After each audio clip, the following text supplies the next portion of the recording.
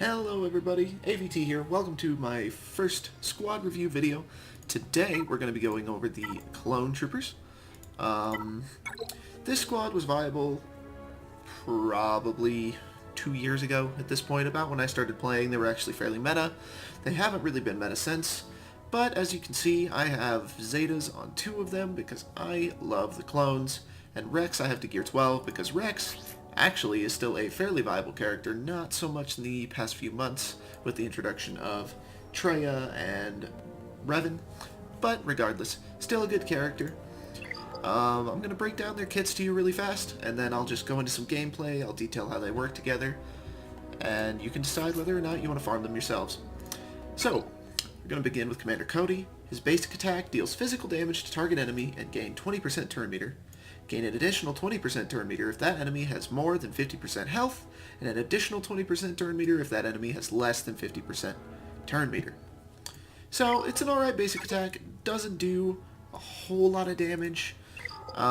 It's really his 2/12 attack company and his mass driver cannon where he shines.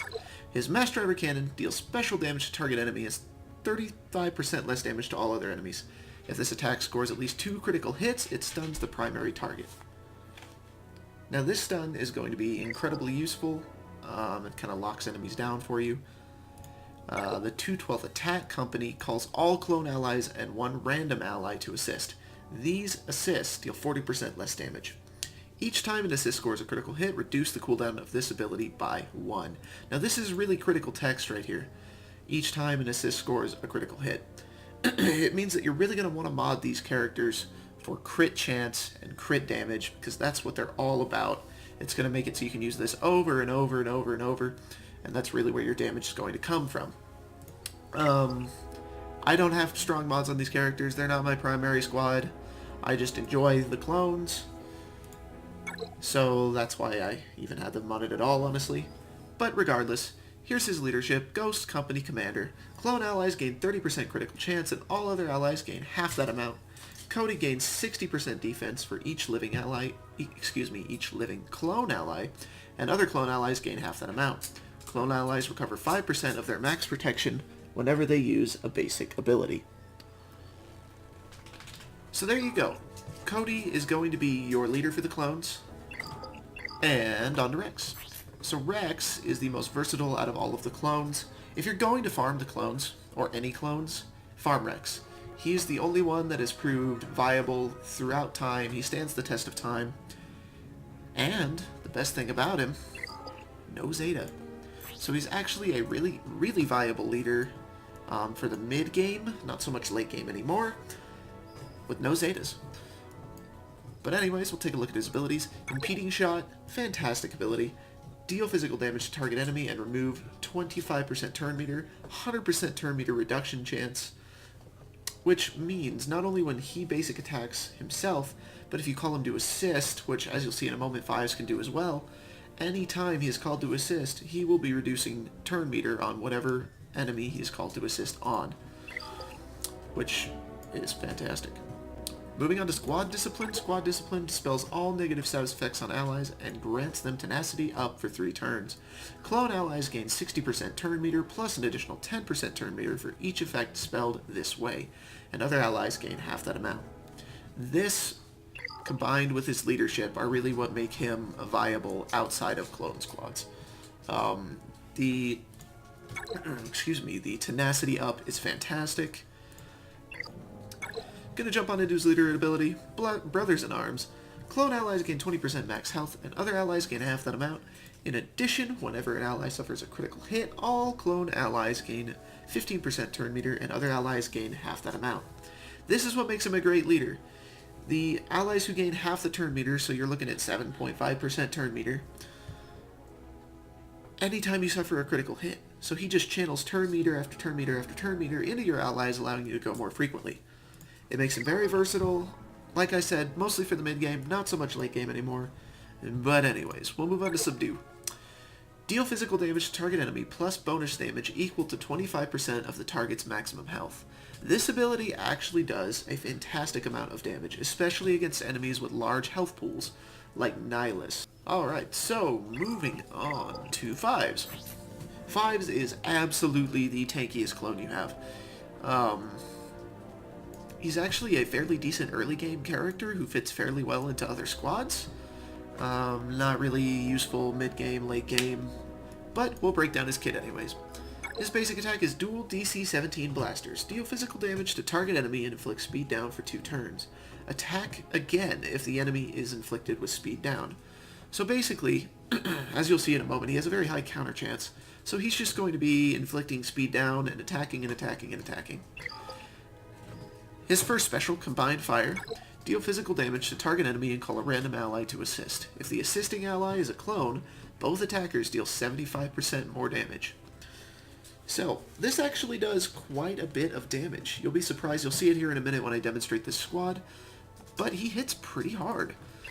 His leader, Veteran Clone Trooper, clone allies gain 65 defense, and other allies gain half that amount.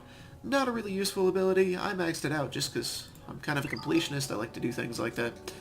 But not really the best ability. Tactical Awareness, fantastic ability. Fives has 85% counter chance and 50% counter damage. Fives gains 15% turn meter whenever another clone ally takes damage, and 7.5% turn meter whenever a non-clone ally takes damage. This portion here, the turn meter gain, is a Zeta. Just keep that in mind. Otherwise, he just counterattacks. And moving right along into Ekko, we're looking at CT21-0408 Ekko. His basic attack, Supporting Fire, deals physical damage to target enemy and grants 20% turn meter to another random ally with less than 50% turn meter. So as you can kind of see, the theme with the clones is to funnel turn meter to each other, to other allies, keep the turns rolling.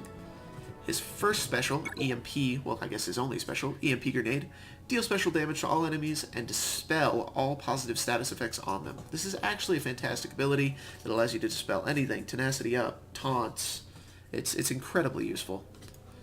His unique, by the book, clone allies recover 7% of their max health whenever they use a basic ability.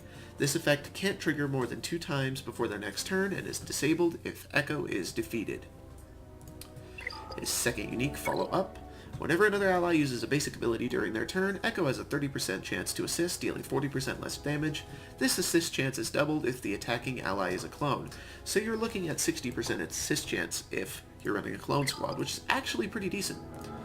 And then we move on into the Clone Sergeant. He's one of the first characters you get in the game. Very basic. Still definitely hoping they're going to add more clones with the rebirth of the Clone Wars series. But for now, as your 5th, if you're running a full clone squad, you're stuck with Clone Sergeant Phase 1. His basic, Z6 Rotary Blaster, deals physical damage to target enemy and gain 50% turn meter on critical hit. It's actually a fairly decent basic ability, but his damage output is not all that high. Suppressive Fire, his special, deals physical damage to all enemies and removes 50% of their turn meters. Concentrated Fire, his unique, Clone Sergeant Phase 1 gains 4.5% critical chance up for each living clone ally. In addition, he has 10% critical damage and offense up for 2 turns whenever he critically hits. So there you have it. There's the breakdown of all of their kits, what they all do, how they work together. As I forgot to mention earlier, actually, Cody does have a Zeta. It's his leadership. It gains 5% critical chance, 10% defense, and clone allies recover 5% of their max protection whenever they use a basic ability. It's actually probably the most worthwhile clone Zeta. Not that any of them are highly worthwhile, but that's probably the better of the two. And I will dive into showing you some gameplay footage. So I'll take them into Galactic War. Like I said, they're not really squad arena viable. They do alright in Territory War if you want to set them on defense. They actually function pretty well on auto. I'll demonstrate that to you as well. But we'll go ahead and control them for the first battle so you can see what these abilities do. Slow this down a little. Alright, so we will lead with Rex's special. This is the one that does 25% of their maximum health. As you can see, Cyan's a very healthy character. And there you go. All of his protection's gone. And he actually took some health damage. And as you can see, Yoda's increased their protection, give them tenacity up. This is a perfect time to use Ekko's EMP Grenade. It's a mass dispel. There you go. Actually get some good damage. 5 starting with the counterattacks. And here you go. This is where this squad shines. Commander Cody is going to call all of these clones to assist. We'll see how many crits we get. a decent amount of crits. So his ability, I believe after that, will have 1 turn before we can use it again. Going to go ahead and use the AoE on the Clone Sergeant. Going to see if I can burst Ahsoka down by calling someone to assist with 5s. Oh, didn't need it. Finish off Yoda. We'll get Luminara next. There you go, Ekko being called to assist. Yep, there you go, 1 turn before we can mass assist once more.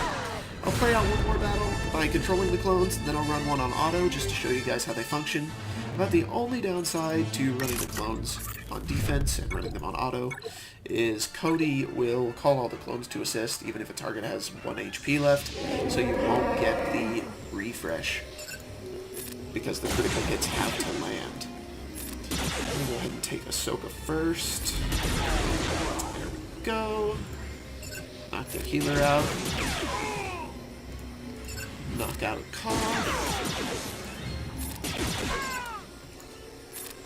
As you can see, he lost turn leader from Rex's basic. We're going to go ahead and use Cody's AoE, get Mace Windu out of the way. There you go. We'll just kind of cut through Chewbacca here. Don't really need to call him to assist for this. I'll save the cooldown for next round.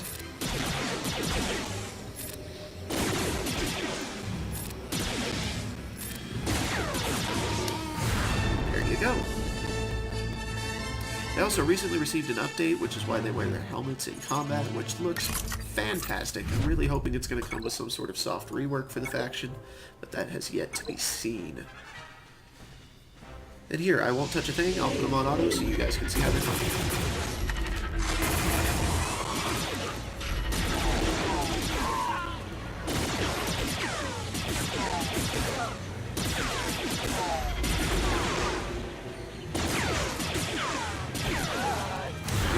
Like I said, they function fairly well. They make a really decent Territory Wars defensive squad.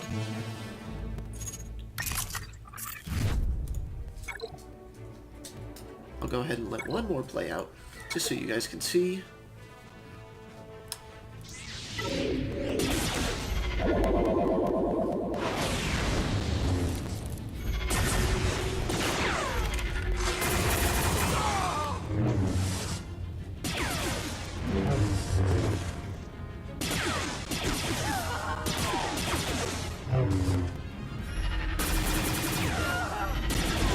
There you go, see? Cody called to assist on a target where he only got 1 crit, so that's going to make his cooldown incredibly long for next time. It's about the only downside to this squad on defense.